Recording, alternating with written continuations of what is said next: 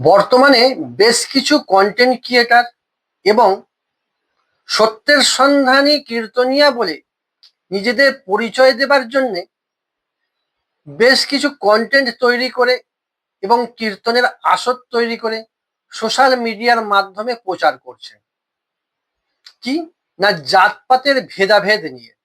তারা নাকি সনাতনী, তারা জাতপাতের ভেদাভেদের বিরুদ্ধে সংগ্রাম করার চেষ্টা করছেন এবং আমাদের দেশ থেকে জাতপাতটাকে তুলে দেবার চিন্তা ভাবনা নিয়ে এগিয়ে যাচ্ছে।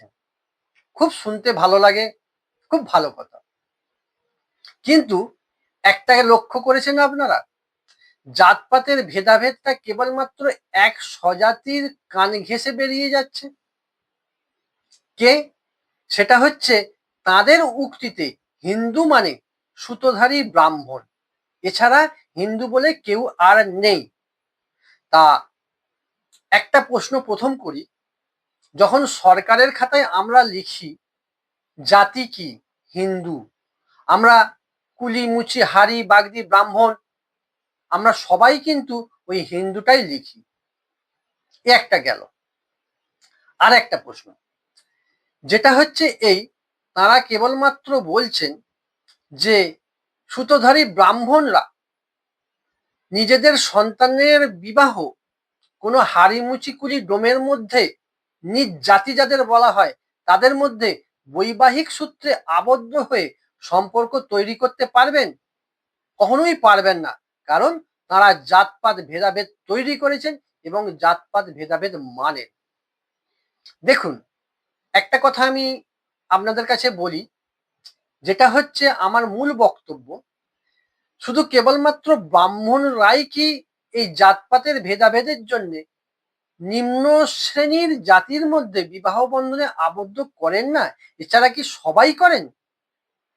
গয়লা, যারা ঘোষ বংশ, তারা কি পারবেন নিজেদের সন্তানকে ওই হাড়িমুচি কুলি ডোমের সঙ্গে বিবাহ দিয়ে বিবাহ বন্ধনে আবদ্ধ হয়ে সম্পর্ক তৈরি করতে? পারবেন না। দেখুন, জাতপাত সৃষ্টি হয়েছে কোথা থেকে? জাতপাত সৃষ্টি হয়েছে, আপনারা যদি আপনাদের সূক্ষ্ম বুদ্ধি দিয়ে বিচার করেন তাহলেই পেয়ে যাবেন। একটা বাবা, তার 4টি সন্তান, তার মধ্যে একজন মাতাল, একজন চরিত্রহীন, একজন চোর, আর একজন ইঞ্জিনিয়ার বা ডাক্তার বা উকিল। তাহলে সেই বাবা এই 4টে সন্তানের মধ্যে কোন সন্তানের পরিচয়ে বাঁচবেন? নিশ্চয়ই ইঞ্জিনিয়ার হোক, ডাক্তার হোক, উকিলের পরিচয়। বাকি যেটা চরিত্রহীন, মাতাল, চোর, এই 3টে সন্তানকে ত্যায্য পুত্র করে দেবেন। তাহলে ওই একই বাবার 4টে সন্তান, একটি ভালো হলো, 3টি পচা হলো। সেই পচাগুলো বেজাতের পর্যায়ে পড়ে গেল। তাহলে জাতপাতের ভেদাভেদ কেমন ভাবে সৃষ্টি হয়েছে নিশ্চয়ই বুঝতে পেরেছেন। আমার একটা প্রশ্ন, এই সত্যের সন্ধানী কীর্তনিয়া এবং সনাতনী যারা বলছেন, তারা এই জাতপাতের ভেদাভেদটা কেবলমাত্র এক চোখে তাকিয়ে কেন দেখছেন? দেখতে হলে সমান চোখ ব্যবহার করুন। ভিডিওটা যদি ভালো লাগে অবশ্যই কমেন্ট, শেয়ার আর লাইক করবেন।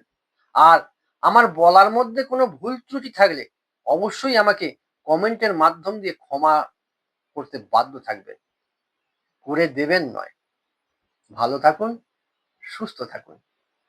আমার পরবর্তী ভিডিও আপনারা দেখতে থাকুন।